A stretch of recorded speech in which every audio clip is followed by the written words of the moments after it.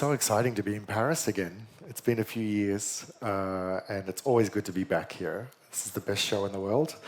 I'm David, I'm the founder of Starward Whisky, and I started making whiskey in 2007. And the idea behind Starward was that, we wanted a modern whiskey. I think that there are plenty of whiskies already that exist that talk to tradition, that talk to history. And for me, I wanted to look forward and think about what was possible with whiskey when you didn't have tradition, when you didn't have an old story to rely on. And so I have a strong view that most whiskies that you drink talk to the place they're made. They're anchored in a terroir.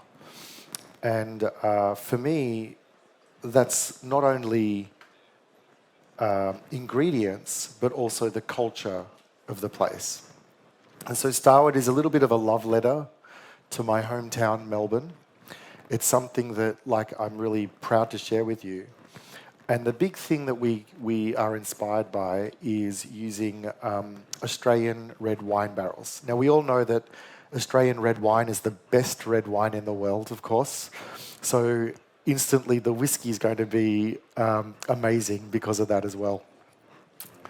That usually, sometimes that works, sometimes it doesn't, that joke. But anyway, so we're going to start with left field. So this is the first whiskey here.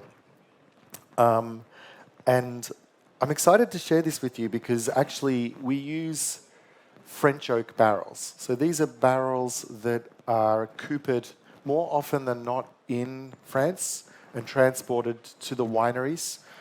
And the wineries will use them for either Australian Shiraz or Pinot. And the benefit of those two types of wines is that with Shiraz, the winemaker will use the barrels very frequently, maybe for 2 vintages, and then we will buy them off the winery after 2 vintages. With Pinot, as you know, you don't need a lot of oak in Pinot. And so they might be at the winery for 6 or 7 vintages, quite a long time. And so between the Pinot barrels, which are soft and delicate in terms of the extraction of wood characters, and the Shiraz, which is a little bit more generous in terms of the wood flavors, we get a very lovely balance of flavors in the whiskey. So I call it, this is my whiskey pour petit déjeuner. It's my breakfast whiskey, usually at home. And it's got a lovely kind of fruit character. It's very, very fruity, obviously coming from the red wine barrels. But also, we have in the spirit, we ferment with both distilling yeast and brewing yeasts. And so that drives a lot of flavor into the malt. In the malt, whiskey, before we age it, is quite fruity with tropical characteristics, banana, some pineapple, and then also orchard characteristics like pear and apple as well. So, salut. Left field is just a really easy, soft, delicate, approachable whiskey that, for me, I want to see in everybody's bars at home, alongside amazing Scotch, bourbon, Irish whiskey, as something that you can share with people from someplace else, from around the world, as a modern whiskey that talks to these amazing Australian wine barrels that we have on our doorstep. Yeah. So that's left field. Actually, I think I did it the wrong way around. It's this way. That's better.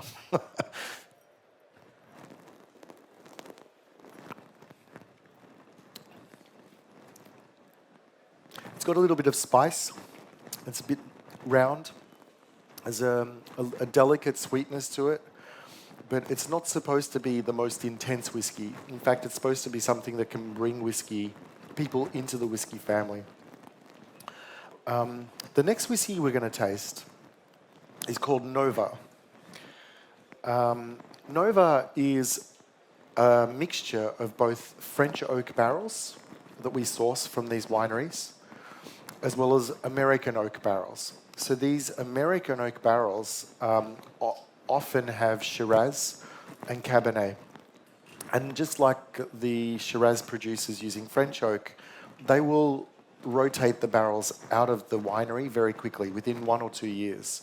So when we get them, they're still very generous with whiskey flavour, with wine flavour, and oak flavour too.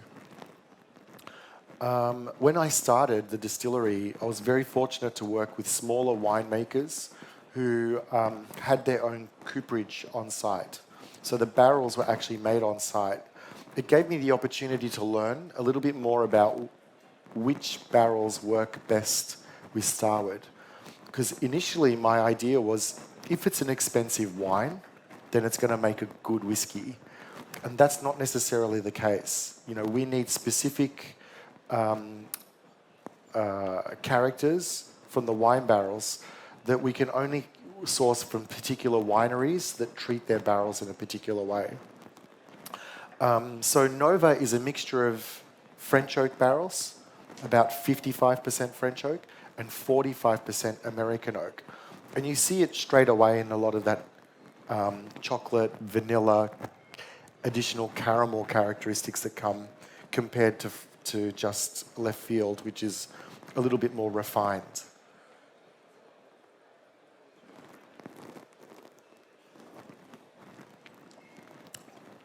So that's a very good, these two whiskies are a good example of the Starward house style. It's all single malt whiskey. I'm sure you've been downstairs and seen some of the American single malts and some of the more modern Scottish single malt distilleries, and we all have the same philosophy. If we start with a clean spirit, if we have a very flavour-forward spirit, then we don't need to necessarily age the whiskey for as long as you would normally have to with a traditional whiskey spirit. So, some of my favourites downstairs in that modern era are Westland and Westward. They have the same philosophy that we do. Kilhoman, even though it's peated, it has the same philosophy about the spirit. Nickneen on the corner down here is another one. And certainly a lot of the new French distilleries have this same attitude to quality grains, fermented with a lot of fruit and ester profiles, and then distilled, create a lovely spirit to then age whiskey in. So Nova and Left Field are really great examples of Starward's house style, the French oak and then the French oak and American oak. Downstairs we have just the American oak as well, if you want to have a taste of that. But I wanted to share with you some of the innovation that we're doing with different cask finishes at Starward. It's something that we have a huge possibility to do because our regulations are so broad. The legislation for whiskey in Australia is very simple. It's a fermented grain that is distilled and aged in wood for a minimum of 2 years. We do 3 to 4 years. And has all the characteristics of whiskey. So it's a legal definition that references itself, which is quite strange. You know, what were the legislators thinking? I think they understood that actually the definition is very broad. A fermented grain can be anything. It can obviously be malt or wheat or corn, but it can also be quinoa, fermented grain. It doesn't tell you what sort of type of fermentation needs to take place, what temperatures you need to prescribe by. And the same with distillation. It doesn't have to be copper pot stills, it doesn't have to be a column still. Any distillation's fine with Australian whiskey. And aged in wood. So in Scotland, whiskey must be in an American oak, in an oak barrel. In Kentucky, it must be a brand new American oak barrel for bourbon. So we just have this idea of aged in wood. It doesn't have a specification of how big the barrel needs to be. It can be very small. The barrel technically could be the size of this room. It's still whiskey if it's aged in that wood for a minimum of 2 years. And so this gives me a lot of creativity and a lot of license to explore different types of finishes and full agings. Some of them pretty traditional and obvious, others a little bit more random, we'll say. So the first one we're going to try is tawny. And tawny is a wonderful expression. Tawny is basically Australian port. We can't call it port because port comes from Spain. Portugal, I should say. So port is a denomination. So it must come from Portugal. Tawny can come from anywhere, but it's our style of fortified wine in that port style. And on the nose immediately to me, this is still Starward. It still has all of the characteristics that I know to be our whiskey. The fruit character comes through, the red wine aspects, the toasted oak, and lovely sort of grippiness in the middle of the palate that comes from grapes, the grape tannin. But then we've finished this barrel in tawny casks. And tawny is a bit more luscious. It's a bit more mouth coating. It's very, very, very rich. And the amongst raisins and chocolate, for me, the big characteristic that you get from the tawny casks are figs. That fig characteristic is sort of very distinctive on the nose.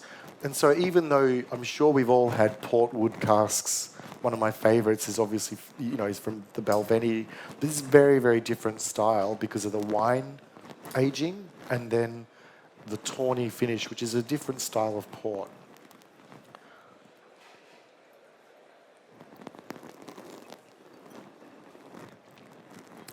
That's very good. It's at 50% ABV. So 50% is a little bit higher. One of the things I think about Starward is, I think that obviously there's a beautiful amount of structure and spirit character that comes from our spirit at 50%. But actually, water is Starward's friend. When you do add water to Starward, it actually opens up. A lot of people have a fear that when you add water to whiskey, it dilutes the character.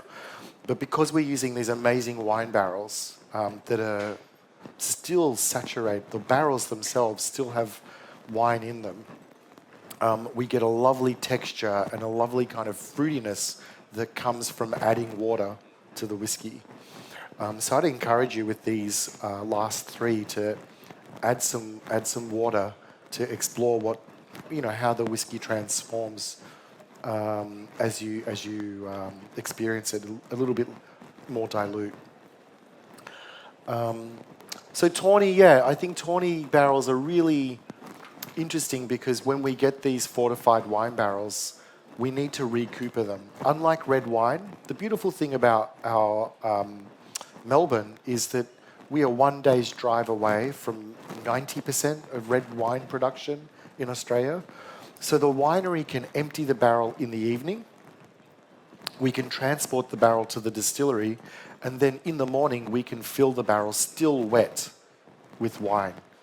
Beautiful red kind of luscious colour to the barrel. With the tawny barrels, they're typically older. The producer is selling us the barrel because they're no longer making tawny port. And so it gives us the opportunity to refurbish the barrel. And these barrels, the tawny barrels, are shaved, toasted, and recharred. So we give them a light rechar just to develop a bit more intensity of character. And I think with tawny, the way that comes across is with that beautiful sort of caramel and toffee characteristic.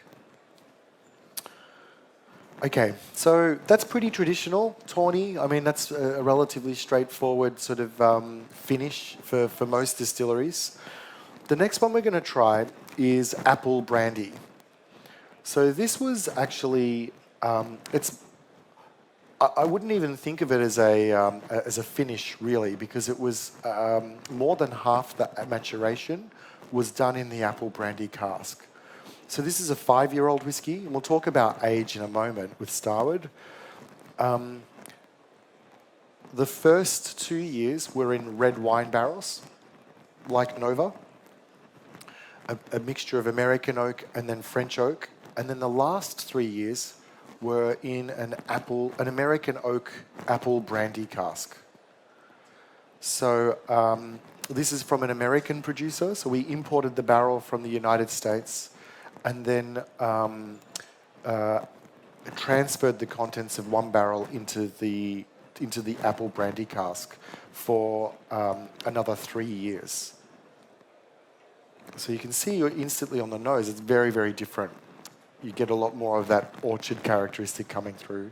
To me, there's also some, I guess, creme brulee sort of characteristics to this as well. And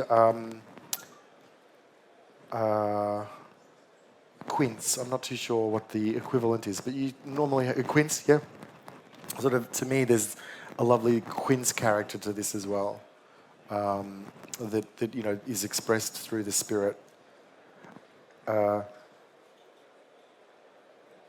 We typically do our single barrels at cask strength, and so this one particularly, well, actually, we cut this one back, I should say. This one's at 50% alcohol by volume. So I'm going to talk a little bit about age at Starward and how one Melbourne year is very, very different to 1 year anywhere else in the world. Who's been to Australia? Anyone been to Australia before? Yeah. Have you been to Melbourne? Yeah. We're famed for our 4 seasons in 1 day weather. So if you watch the Formula One, or if you watch the Australian Open tennis, you know, at the tennis they've got a roof that opens and closes. I think it's the hardest working roof in tennis because, like, we have days where it can be quite extreme and very, very hot, maybe 40 degrees, 45 degrees Celsius. But then in the afternoon, the temperature can come down very, very rapidly to, say, 25 degrees. And so this change in temperature means that the barrels are always working throughout the year. And it's not uncommon, even in winter, to have 15 to 20 degrees Celsius temperature change in one afternoon.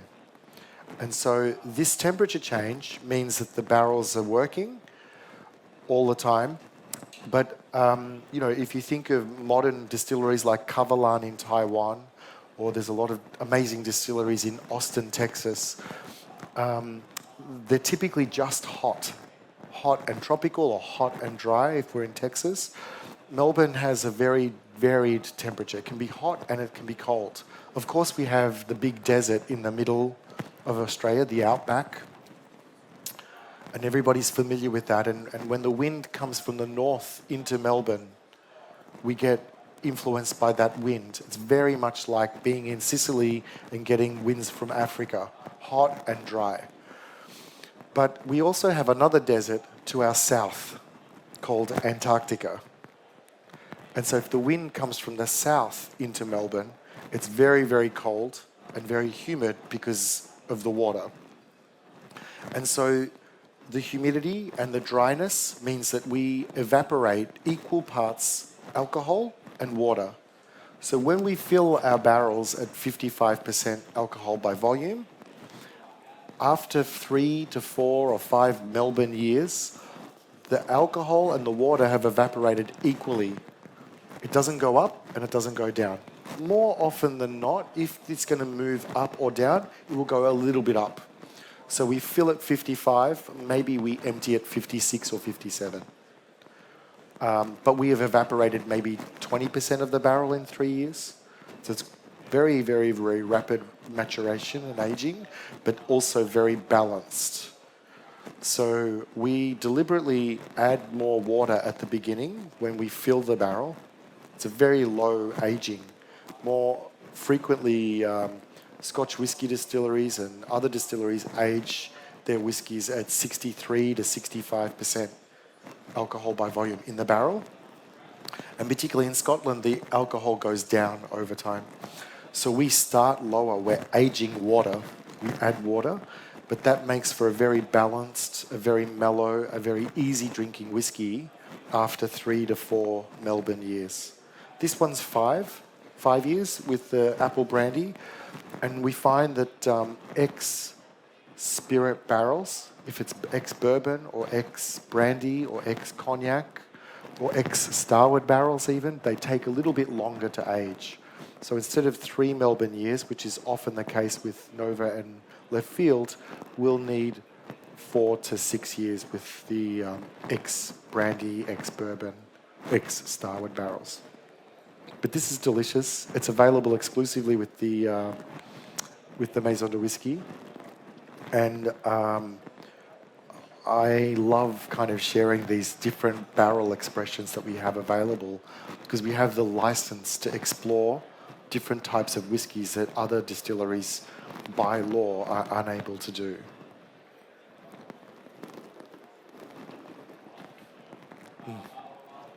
That's very good. The final whiskey we're going to celebrate is our ginger beer cask finished whiskey. And this is an example of what I was just talking about. You cannot make this whiskey in Scotland by law. It would be illegal to finish a barrel in ginger beer. And so this is something that we can innovate with and do in a way that other distilleries can't, to showcase not only these wonderful wine characteristics that we have, but then exploring innovation and doing things in a different way. Now, who likes ginger? Good, I think you're going to like this. If you don't like ginger, maybe not so much. But it's an interesting experiment and shows you the style of the distillery. So the story behind ginger beer is basically we emptied the barrels. We emptied some Starward barrels. And I told our team, can we make a ginger beer that is perfectly matched to our whiskey? Because when we started in 2012 and 13 selling whiskey, premium mixes like Fever Tree and London Essence didn't exist. And so we wanted something a little bit less sweet, something that's a bit more matched to our whiskey. So the team made our ginger beer and fermented it in one of our barrels. They fermented it in one of the Starward barrels. And the ginger beer that came out of it was at 11%. So you could have one ginger beer in the afternoon and then you'd need a nap afterwards because it was very, very, very alcoholic. 11%. And then we had this barrel that had all of this ginger flavor in the barrel that we didn't know what to do with. So we took some aged whiskey, 3 or 4 year old whiskey, and then transferred it back into this cask and then finished it for another 9 months in the first instance. So this whiskey now is in its 7th generation. We've been doing this for about 10 years. And the 7th version, slowly over the years, number 1 was very mellow. And then we thought, can we push it? So we pushed the ginger beer character in number 2 to the limit, which was way too much. And then we came back for number 3. And so after 4, 5, 6, and number 7 now that we're at, we feel like it's getting towards where we like it, the just right amount of ginger with still the Starward house style in there. What do you think? Is it a thumbs up or a thumbs down? Thumbs up? Yeah? Yeah. It's a lot of fun. If you like whiskey cocktails, this is perfect in an old-fashioned with some sugar syrup and bitters, and you can just stir it down. It's also amazing with soda. Just whiskey and soda with the ginger kind of lifts the flavor profile. Or on its own with sashimi is a perfect way to enjoy it. So it's a very quick introduction to Starward. I'm going to be downstairs at the stand in a few minutes. So if you want to learn more about it, by all means, please come down and visit. We've got some more whiskies to share with you. We've got some peated casks. We've got some Apera casks, which are very delicious. And I'd be happy to share with you some more of our stories and how we age whiskey in Melbourne. But thank you very much. Salut.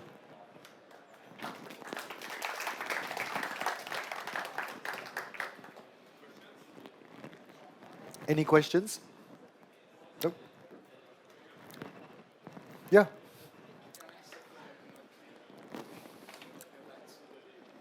Any added bitterness from the Pinot Noir Yeah. vats that you're using? No, So the bitterness, it's interesting. So there's obviously acidity. Right. There's a lot of acidity that comes with the whiskey, but because we're aging over 3 years and in this very reactive environment, we get the acidity turns into flavor, more aroma and more flavor. Sometimes you can get like a sour cherry note, which is actually quite delicious. Yeah. Yeah. I've got a question regarding what happens in Australia and all the new distilleries that will be maybe the future of the whiskey. A lot of persons say it's like for Japanese whiskey. There is 20 years ago, nobody knows them. And do you think that Australia can be the next future country of the whiskey? 100%. I think that, of course, I'm Australian. I'm going to say we make the best whiskey in the world, just like we make the best wine in the world. But really, the beautiful thing about Australian whiskey is because of our regulations being so broad, you can make rye, you can make single malt, you can make whiskey with wheat, you can make, as I said earlier, whiskey with quinoa. And so it's very, very diverse. And so it's a very interesting category to be a part of.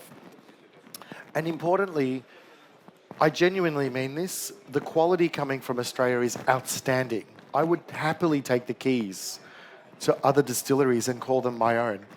But we have a bit more inventory, so I prefer mine because we have more whiskey to sell.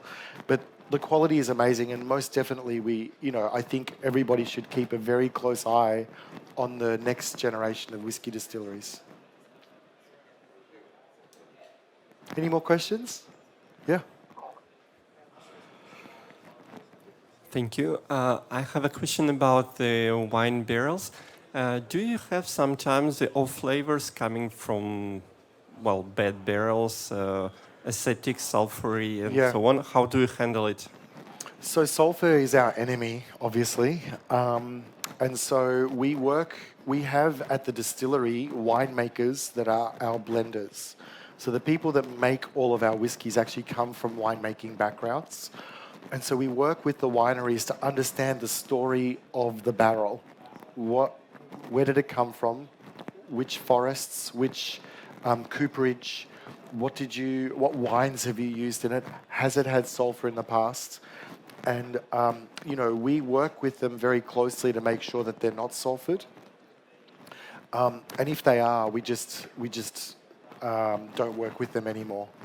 So some of them have said, no sulfur. And then we find it because alcohol at 50% is going to extract that right away.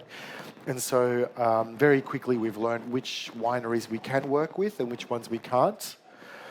Often now we're a lot larger, so we can accept more barrels. We can accept bigger quantities of barrels.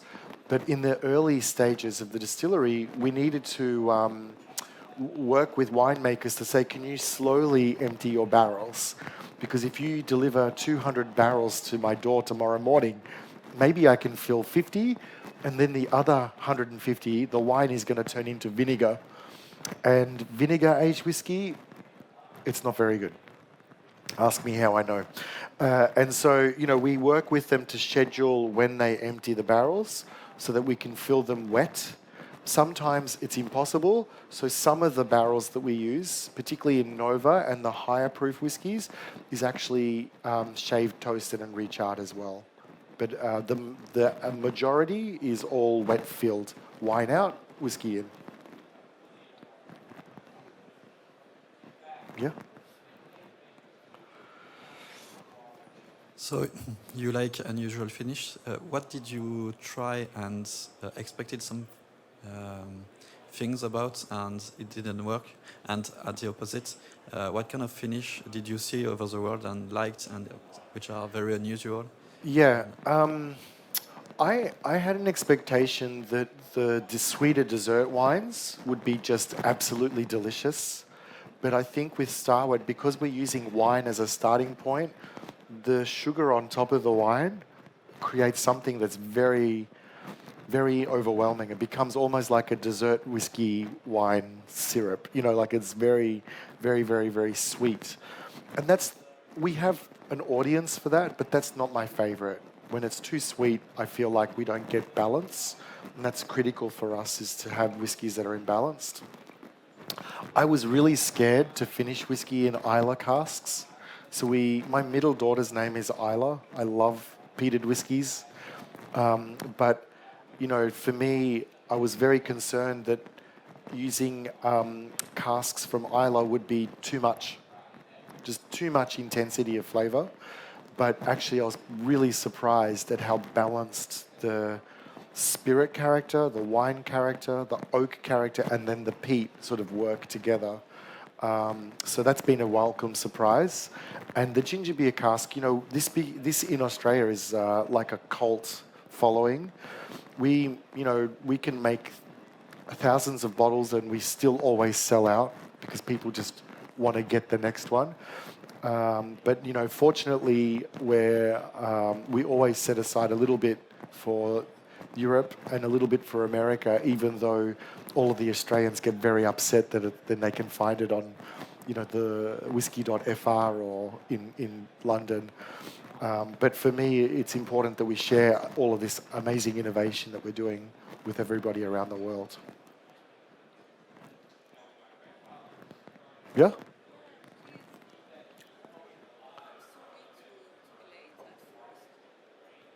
Yes, I'm sorry to be late at first. I'm really interested by the question of cask, and you experiment a lot. Have you an idea for test some exotic wood Yes. in the future? Because for me, it's something very incredible with a big potential. The challenge, it's a very good question. So the question was, what about other exotic woods outside of oak? Because all of our whiskies at the moment are French oak and American oak, sometimes Hungarian, Bulgarian, European oak flavors, some special American oak as well. But what about other exotic woods that are not oak? The big challenge is that very few barrels are good at being keeping liquid. They leak.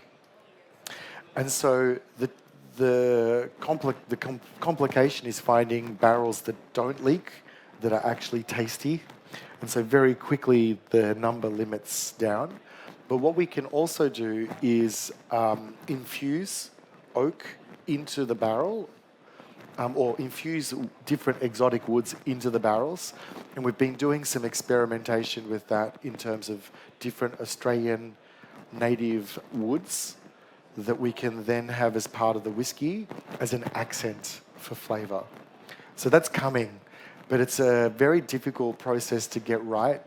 Our whiskies are more delicate, and so as soon as you start to put intense flavours on top, all of the hard work that we do to craft this beautiful spirit, you know, the fermentation and selecting specific malted barley goes away. So it's trying to find a balance between the house style of Starward and then these amazing wood finishes that we can add to you know, celebrate Australia. Yeah.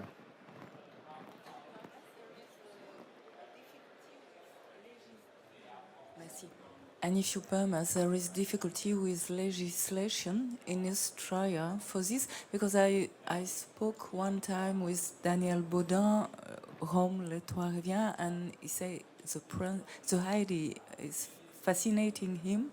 However, they have problem with legislation for testing this kind of food. Yeah, and so the legislation is quite broad. It's just aged in wood. So we are able to use other woods to age in. It doesn't necessarily have to be oak and then finished with different flavors. But the challenge is more, as I said earlier, finding the right structure that doesn't leak, that tastes good. For example, eucalyptus it's terrible. It's just too much power. And so that would be more appropriate as maybe one stave out of the whole barrel, or an infusion of eucalyptus oak for a period of time, just to give it an accent, not to fully age the whiskey. Yeah. Any more questions? No? Well, thank you so much for coming. I'm going to be downstairs, and I'd be happy to talk to you about more of our cask experiments and what we've been doing at Starward. But it's a real pleasure to be up here and sharing all of these with you all. So thank you.